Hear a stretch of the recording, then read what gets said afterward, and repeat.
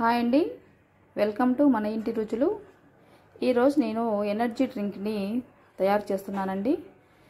పిల్లలు ఆడుకొని వచ్చాక కానీ స్కూల్ నుంచి వచ్చాక కానీ మనము ఈ ఎనర్జీ డ్రింక్ ఇచ్చామనుకోండి పిల్లలకి బాగా శక్తి అండి. ఎంత బలం అంటే అంత బలము.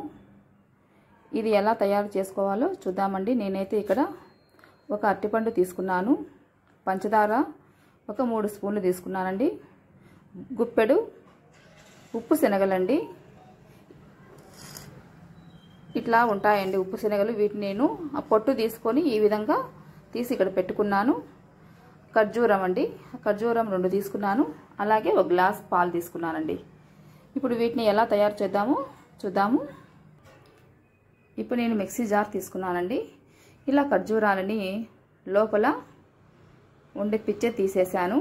ఇలా మిక్సీ జార్లో వేసుకున్నానండి.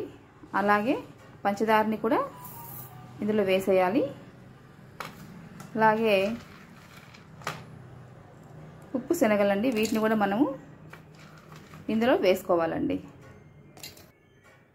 ఇలా శనగలు మొత్తం వేసేసుకొని ఇప్పుడు మనం వీటిని మిక్సీ పట్టుకోవాలండి.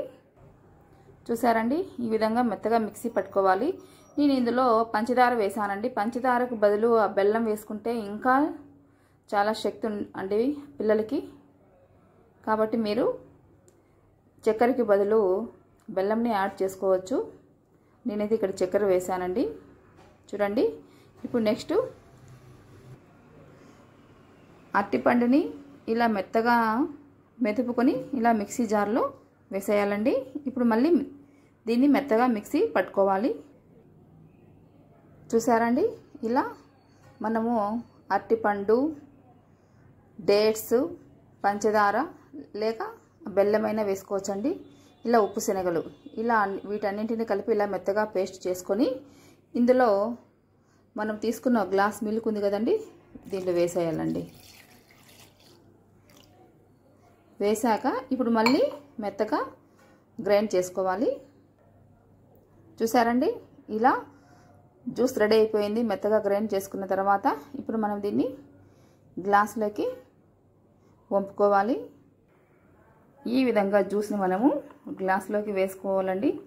అంతే అండి, ఇప్పుడు ఎనర్జీ డ్రింక్ రెడీ అండి. ఇది మనము మన పిల్లలకి ఈ డ్రింక్ని తాపిస్తే ఎంతో ఆరోగ్యానికి మంచిది. అలాగే పిల్లలకి చాలా బలం కూడా వస్తుందండి. మీకు ఈ వీడియో కానీ నచ్చినట్లయితే ప్లీజ్ సబ్స్క్రైబ్ చేసుకోండి. అలాగే లైక్ కొట్టి కామెంట్ పెట్టండి.